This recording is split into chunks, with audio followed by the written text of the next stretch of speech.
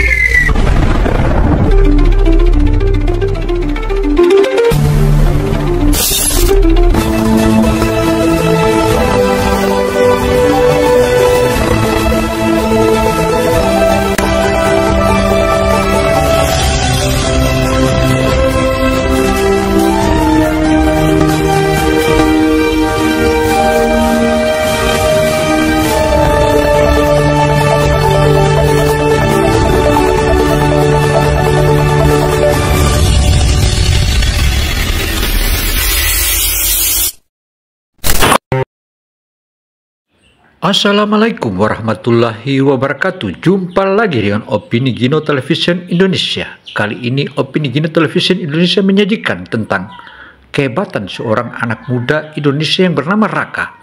Dia menjadi seorang pemimpin proyek untuk membangun alutsista canggih, dan alutsista itu ditawarkan ke Brunei Darussalam. Bagaimana kisahnya? Ayo kita ikuti berita ini. Begitu menarik dan menarik. Suara mesin las berdesis di ruangan besar yang dipenuhi bau besi terbakar. Di antara dentuman palu dan percikan api, seorang pemuda berjaket lusuh dengan helm pelindung berdiri tegak. Matanya menatap layar komputer dengan fokus penuh. Dialah Raka Putra, insinyur muda yang baru 2 tahun lalu menyelesaikan studinya di Institut Teknologi Bandung. Meski usianya baru menginjak 27 tahun, hari ini ia berdiri di garis depan salah satu proyek paling ambisius yang pernah ditangani PT Pindad, pengembangan kendaraan tempur Panarwa 6x6. Sejak kecil, Raka sudah memiliki mimpi yang tak biasa. Saat anak-anak lain berhayal menjadi dokter, pilot, atau pengusaha, ia sering duduk termenung di depan televisi menyaksikan berita tentang militer Indonesia yang mengimpor alutsista dari luar negeri. Ada rasa perih di dadanya. Mengapa bangsa sebesar Indonesia harus selalu bergantung pada produk asing?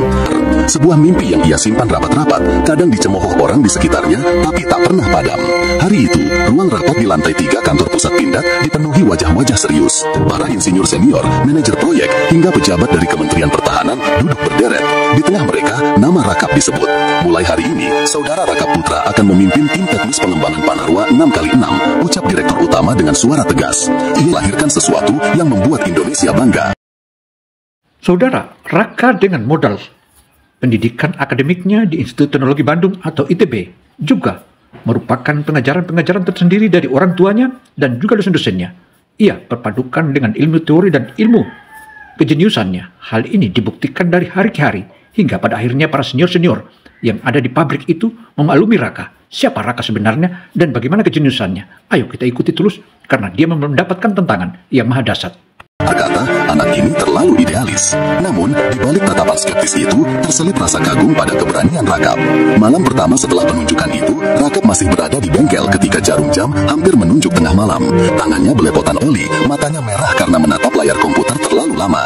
Ia meneliti desain sasis Panarwa, mencari celah yang bisa diperkuat. Ingatannya melayang pada sosok ayahnya, seorang pensiunan TNI yang sering bercerita tentang medan operasi dan betapa pentingnya kendaraan lapis baja bagi keselamatan prajurit. Kalau saja Indonesia bisa bikin sendiri kendaraan yang tangguh, banyak nyawa tentara kita bisa selamat, Nak, kata sang ayah suatu malam bertahun-tahun lalu. Kata-kata itu menancap dalam-dalam, menjadi bahan bakar bagi tekadnya. Sebagian lagi menolak dengan alasan pengalaman. Anak kemarin sore mau mengajari kami, begitu komentar sini seorang insinyur senior, Pak Darmo, yang sudah 3 dekade bekerja di Pindad. Rakap menelan ucapan itu bulat-bulat, menahan diri agar tidak terpancing. Alih-alih berdebat, ia memilih membuktikan diri dengan kerja nyata. Ia turun langsung ke lantai produksi, ikut mengelas rangka, memeriksa baut satu persatu, bahkan sesekali menginap di bengkel bersama para teknisi muda.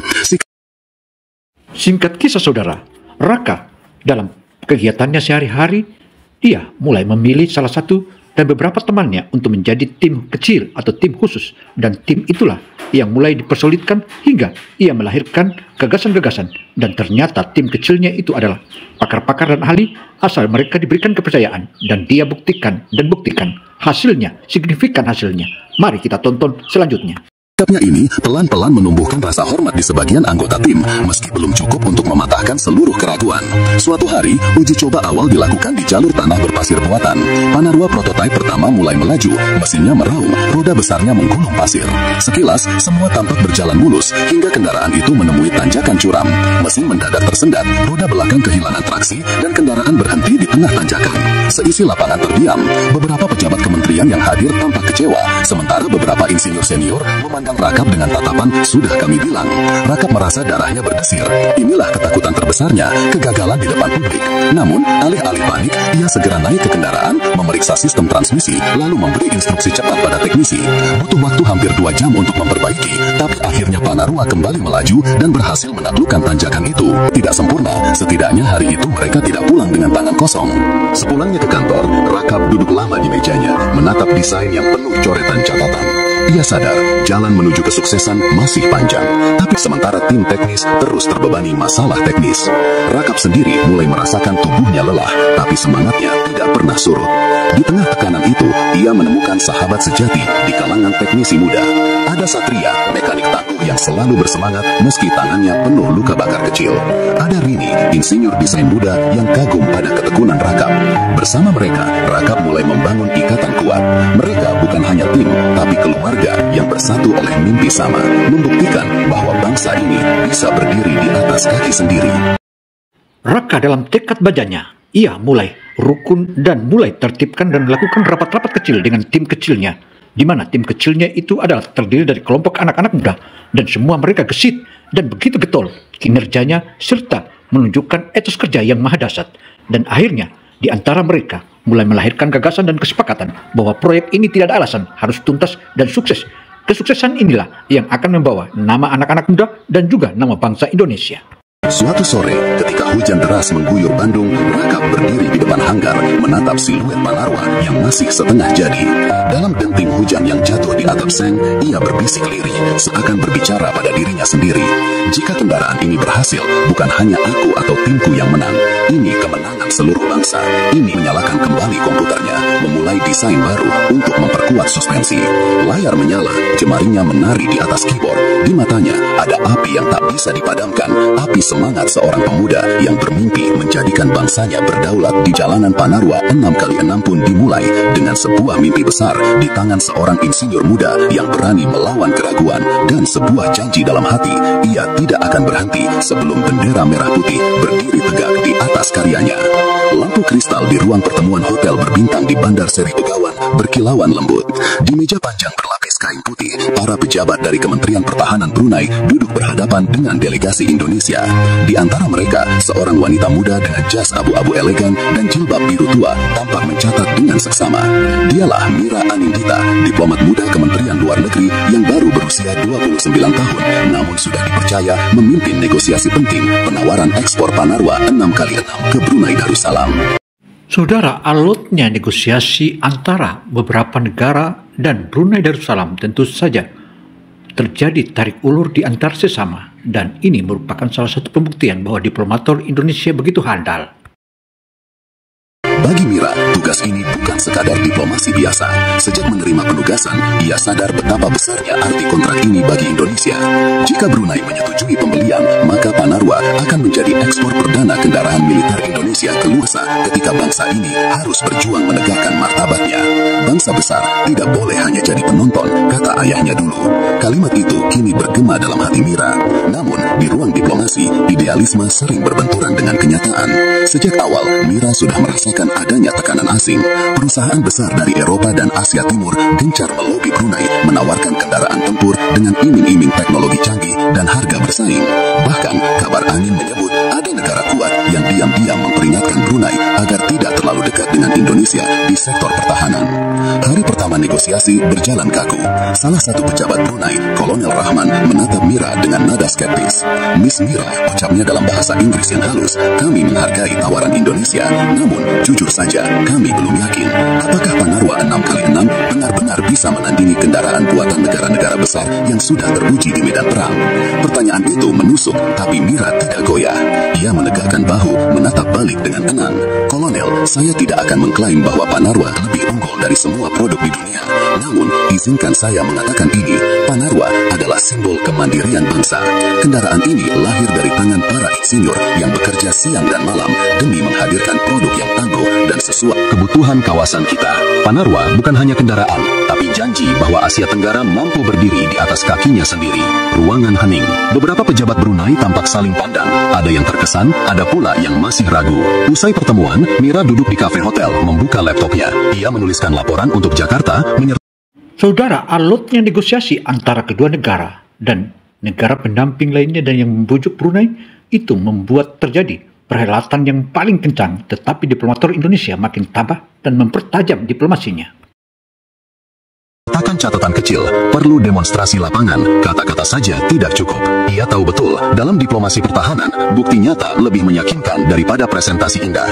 Hati-hati, ada kabar perusahaan asing mencoba mempengaruhi pejabat Brunei dengan iming-iming besar. Jangan kaget kalau negosiasimu akan dipersulit. Mir, seorang perwakilan perusahaan asing, bahkan diundang secara informal dalam jamuan makan malam. Mereka dengan angkuh memamerkan katalog kendaraan berlapis baja, lengkap dengan foto-foto uji tempur di Timur Tengah, seakan-akan ingin menunjukkan produk kami sudah terbukti, produk kalian hanya coba-coba. Mira duduk di seberang meja, menahan amarah yang bergejolak di dadanya. Namun wajahnya tetap tenang, senyumnya tak pudar. Ia tahu, diplomat sejati tidak boleh terpancing emosi. Sebaliknya, ia memilih mengajukan pertanyaan tajam yang membuat lawan bicaranya terdiam. Jika produk Anda sudah begitu hebat, mengapa harganya harus 3 kali lipat dari tawaran kami? Apakah itu berarti keamanan hanya untuk yang kaya? Kalimat itu membuat beberapa pejabat Brunei menundukkan kepala, berpikir. Mira tahu, ia telah menanam benih keraguan terhadap lawan. 3 hari berlalu, negosiasi masih menggantung. Tekanan semakin kuat. Rumor menyebar bahwa kontrak hampir pasti jatuh ke tangan perusahaan asing. Saudara, persentase dan lobi-lobi yang dilakukan oleh negosiator Indonesia hampir mengalami jalan buntu. Tetapi upaya dan negosiasi internasional terus dilakukan. Dan ini akan terbukti dan mari kita buktikan. Namun, Mira tidak menyerah. Ia menghubungi Jakarta, meminta agar prototipe Panarwa segera dikirim ke Brunei untuk demonstrasi. Ia tahu, inilah satu-satunya jalan untuk membalik keadaan. Beberapa rekannya menganggap itu langkah nekat, mengirim kendaraan ke luar negeri dalam waktu singkat penuh risiko logistik. Tapi Mira berdiri teguh. Jika kita tidak berani mengambil risiko, kita tidak akan pernah dihitung di dunia. Ucapnya tegas melalui panggilan video. 2 minggu kemudian, di lapangan latihan militer dekat Bandar Seri Begawan, Panarwa 6x6 berdiri gagah. Warnanya hijau pekat, baja lapisnya berkilau di bawah sinar matahari. Mira berdiri di sisi lapangan, jantungnya berdegup kencang. Ia tahu, hari ini bukan hanya ujian bagi kendaraan itu, tapi juga bagi dirinya sendiri. Sejumlah pejabat Brunei hadir, termasuk Kolonel Rahman yang skeptis. Di sisi lain lapangan, perwakilan perusahaan asing juga mengamati dengan tatapan penuh tantangan. Saat mesin Panarwa meraung, Mira menahan nafas. Kendaraan lapisnya mampu menahan hantaman peluru kaliber ringan. Sorak kagum terdengar dari beberapa tentara Brunei yang menyaksikan langsung. Wajah Kolonel Rahman yang awalnya dingin mulai melunak. Ia menoleh ke arah Mira dan mengangguk kecil. Pengakuan diam-diam bahwa ia terkesan. Malamnya, Mira kembali ke hotel. Ia duduk sendirian di kamar, memandangi lampu kota yang berkilau. Tangannya gemetar saat membuka pesan baru dari Jakarta. Demonstrasi sukses. Brunei mulai serius mempertimbangkan kontrak. Kerja bagus, Mira. Air mata hangat mengalir di pipinya. Ini ia telah membuktikan satu hal. Diplomasi bukan hanya tentang kata-kata, tapi tentang keyakinan, keberanian, dan ketulusan memperjuangkan bangsa. Di dalam hatinya, Mira berbisik, Panarwa bukan sekedar kendaraan tempur. Panarwa adalah cerita kita. Cerita tentang bangsa yang tidak lagi hanya menjadi pasar, tapi pemain. Dan aku akan memastikan dunia mendengar cerita ini. Saudara, akibat negosiasi dan diplomasi serta diskusi yang mapan dan pembuktian di lapangan, alutsista Indonesia berhasil ditunjukkan dan Brunei sepakat dengan Indonesia untuk kerjasama, dan hasilnya diplomator dan diskusiator ataupun para perunding Indonesia berhasil melahirkan bahwa alutsista Indonesia yang akan dipakai oleh Brunei. Bravo Indonesia! Sebagai perwira dengan pengalaman operasi tempur di perbatasan Papua dan penugasan luar negeri, Hendro bukan orang yang mudah terkesan. Ia telah melihat banyak kendaraan asing dari buatan Amerika, Jerman hingga Rusia yang teruji di medan perang sesungguhnya. Karena itu, ketika ditugaskan menguji Panarwa, hatinya sempat ragu. Apakah kendaraan lokal ini benar-benar bisa diandalkan? Hari pertama uji coba dimulai dengan jalur tanah berbatu. Hendro naik ke kursi komandan di dalam kabin Panarwa. Bau cat baru dan logam segar memenuhi ruang sempit itu. Suara mesin diesel meraung, lalu kendaraan bergerak maju. Roda raksasanya menghantam bebatuan, menimbulkan getaran hebat. Hendro mengamati panel kontrol, mendengar suara transmisi, dan merasakan bagaimana suspensi meredam guncangan. Beberapa kilometer pertama berjalan mulus. Lumayan, gumam Hendro lirih. Namun ia tahu, ujian sesungguhnya bukan di sini. Ia memberi isyarat kepada sopir tentara muda yang duduk di kursi kemudi. Arahkan ke jalur sungai. Sungai kecil dengan arus deras terbentang di depan. Tanah di tepiannya licin, airnya coklat keruh. Para teknisi pindad yang hadir di pinggir sungai menahan napas. Hendro tanpa ragu memberi aba-aba untuk maju. Panarwa terjun ke dalam air, setengah badannya terendam. Mesin meraung keras, air muncrat ke segala arah. Untuk sesaat, kendaraan tampak melambat, seolah kehilangan tenaga. Kalau sampai mogok di sini, habislah reputasi mereka, pikir Hendro. Namun perlahan, roda-roda besar itu kembali berputar mantap. Panarwa menembus arus, keluar di sisi lain sungai, mesinnya masih hidup. Sorak kecil terdengar dari teknisi muda. Hendro hanya mengangguk dingin. Dalam hatinya, ia mulai kagum, meski belum mau mengakuinya. Hari kedua, uji coba lebih ekstrim. Panarwa diarahkan ke jalur tanjakan curam di hutan Kalimantan. Tanah merah yang licin membuat kendaraan-kendaraan sebelumnya sering gagal. Hendro berdiri di luar, memantau dengan kedua tangan bertolak pinggang. Naikkan dengan kecepatan penuh, perintahnya tegas. Panarwa meraung, roda berputar cepat, tanah berhamburan ke belakang. Setengah tanjakan berhasil dilalui, namun tiba-tiba mesin mendadak tersendat. Kendaraan berhenti, roda berputar sia-sia. Sopir panik, teknisi mulai gelisah. Hendro berlari ke arah kendaraan, membuka pintu kabin, lalu memeriksa panel mesin dengan cepat. Transmisi panas berlebih, katanya singkat. Wajah teknisi pindad pucat. Di sudut lapangan, Raka Putra, insinyur muda yang memimpin proyek ini, terlihat menunduk dalam-dalam, menahan rasa kecewa. Hendro menghadapi dilema. Ia bisa saja langsung mencatat kegagalan ini dalam laporan resmi, dan proyek Panarwa akan runtuh sebelum sempat terbang. Namun, ia melihat sesuatu di mata para teknisi muda, api semangat yang sama seperti dirinya dulu ketika masih letnan muda. Ia teringat masa mudanya saat bertugas di Aceh. Kendaraan lapis baja buatan asing yang ia tumpangi saat itu rusak di tengah hutan. Banyak prajurit hampir kehilangan nyawa. Andai saja kita punya produk sendiri yang benar-benar mengerti medan kita, gumamnya. Pikirannya kembali pada wajah Rakap. Pemuda itu mengingatkannya pada dirinya sendiri, keras kepala, penuh idealisme, tapi juga membawa harapan baru. Hari ketiga, uji coba dilanjutkan. Panarwa telah diperbaiki sepanjang malam. Wajah Rakap tampak letih, matanya merah, tapi tekadnya mengeras. Hendro mengamati dari kejauhan, lalu memberi isyarat. Ulangi tanjakan itu. Kali ini Panarwa melaju lebih mantap. Roda mencengkram tanah dengan kuat. Suspensi bekerja lebih stabil. Perlahan tapi pasti, kendaraan itu menaklukkan puncak tanjakan. Sorak keras membahana. Beberapa tentara bahkan bertepuk tangan. Hendro tersenyum tipis, senyum pertama yang muncul sejak uji coba dimulai. Beberapa hari berikutnya, uji coba semakin intens. Medan berlumpur, hutan lebat, bahkan simulasi tembakan artileri ringan. Hendro ikut masuk dalam beberapa simulasi, merasakan sendiri bagaimana Panarwa bergerak di medan berbahaya. Ia kagum pada desain kabin yang ergonomis dan bagaimana kendaraan tetap stabil meski ditembak peluru kaliber kecil. Namun, bukan berarti tanpa masalah. Dalam salah satu simulasi kecepatan tinggi di jalur berbatu, salah satu roda pecah akibat beban berlebih. Kendaraan terguncang keras, hampir terguling. Hendro terlempar ke dinding kabin, kepalanya terbentur helm baja. Seisi lapangan panik. Tapi ketika pintu dibuka, Hendro keluar dengan wajah tegas, darah mengalir tipis di pelipisnya. Catat kelemahan ini, perbaiki, jangan ulangi, katanya tanpa nada marah. Semua orang terdiam, kagum pada keteguhan keseluruhannya. Kali ini, Panarwa melaju lebih mantap, roda mencengkram tanah dengan kuat, suspensi bekerja lebih stabil. Perlahan tapi pasti, kendaraan itu menaklukkan puncak tanjakan. Sorak keras membahana, beberapa tentara bahkan bertepuk tangan.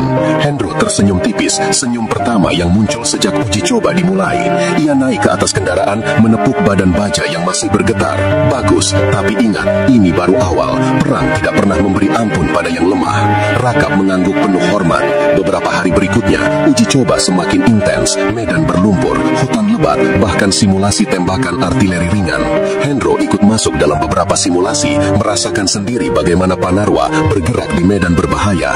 Ia kagum pada desain kabin yang ergonomis dan bagaimana kendaraan tetap stabil meski ditembak peluru kaliber kecil. Namun bukan berarti tanpa daya saing internasional. Kalimat itu bagai angin segar bagi tim Pindad. Ketika laporan dibacakan, Rakap menatap Hendro dengan mata berkaca-kaca. Ia tahu tanpa dukungan Hendro, mungkin proyek ini sudah tamat. Sore itu, Hendro duduk di bangku kayu lapangan, menatap matahari terbenam di balik pepohonan Kalimantan. Rakap mendekat, membawa 2 gelas kopi panas. Mereka duduk berdampingan tanpa banyak bicara, hanya suara jangkrik dan desiran angin yang menemani. Akhirnya Hendro berkata pelan, "Kau tahu Rakap, aku dulu ragu pada proyek ini. Aku pikir kalian hanya main-main dengan mimpi. Tapi setelah melihat kerja kerasmu, aku percaya satu hal, kendaraan ini tidak lahir dari baja semata. Kendaraan ini lahir dari jiwa kalian." Rakap menunduk, menahan emosi. "Mayor, kami hanya ingin membuktikan bahwa bangsa ini bisa." Hendro menepuk bahunya sekali lagi. "Kau sudah membuktikan. Tinggal satu hal yang tersisa, bahwa Panarwa ini bukan hanya untuk TNI, tapi untuk dunia." Informasi intelijen menyebutkan, kata salah satu pejabat, ada upaya sabotase dari pihak asing. Beberapa negara besar tidak senang dengan kemajuan Panarwa. Mereka takut kita benar-benar masuk ke pasar internasional. Rakap menelan ludah. Kata sabotase membuat perutnya mual.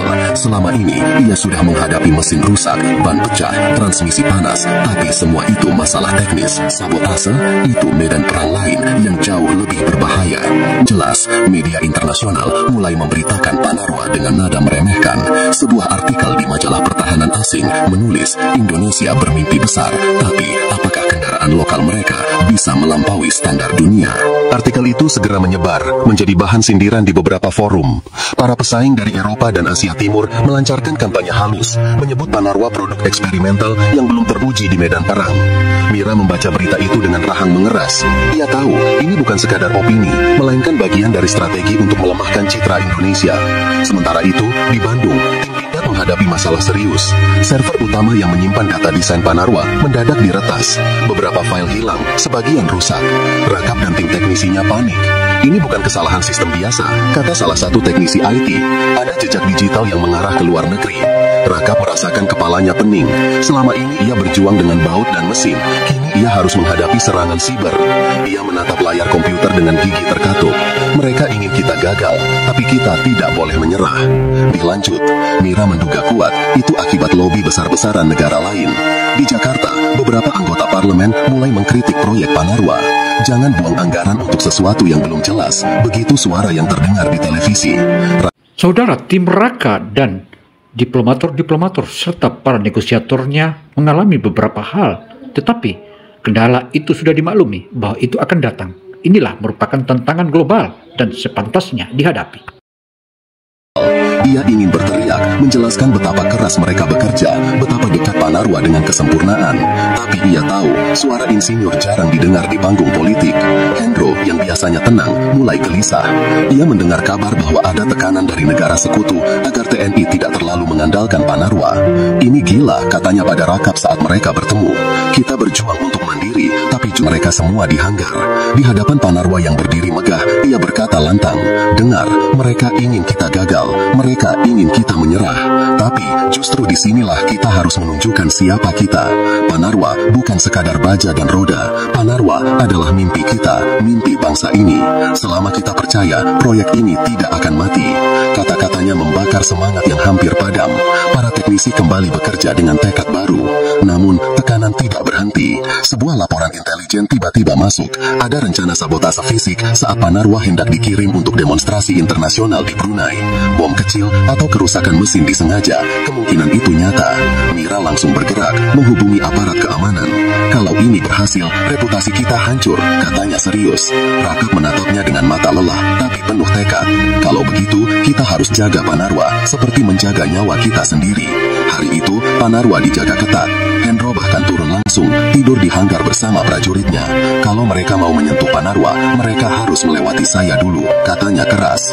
Di sisi lain, intrik internasional makin tajam. Negara tetangga lain mulai merasa iri. Beberapa surat kabar regional menulis artikel sinis. Indonesia bermimpi jadi pemain besar, tapi apakah stabilitas mereka cukup? Namun, di balik semua tekanan, ada juga simpati diam-diam. Beberapa negara kecil melihat perjuangan Indonesia sebagai inspirasi. Mira mendapat pesan pribadi dari diplomat Asia Selatan, jangan berhenti. Dunia butuh contoh bahwa industri pertahanan tidak harus dimonopoli negara besar. Pesan itu memberi kekuatan baru. Mira tersenyum tipis. Kami tidak sendirian, batinnya. Malam terakhir sebelum pengiriman Panarwa, Rakap berdiri di hanggar yang sepi. Tangannya menyentuh baja dingin kendaraan itu. Ia teringat semua perjalanan, keraguan awal, kegagalan uji coba, hinaan, hingga dukungan Hendro dan Mira. Air matanya jatuh tanpa bisa ia tahan. Negara yang sebelumnya meremehkan, Hendro dihormati sebagai prajurit yang membuktikan keandalan Panarwa di medan ekstrim. Dan Rakap, insinyur sederhana itu, menjadi simbol semangat bangsa yang tak mau menyerah. 6.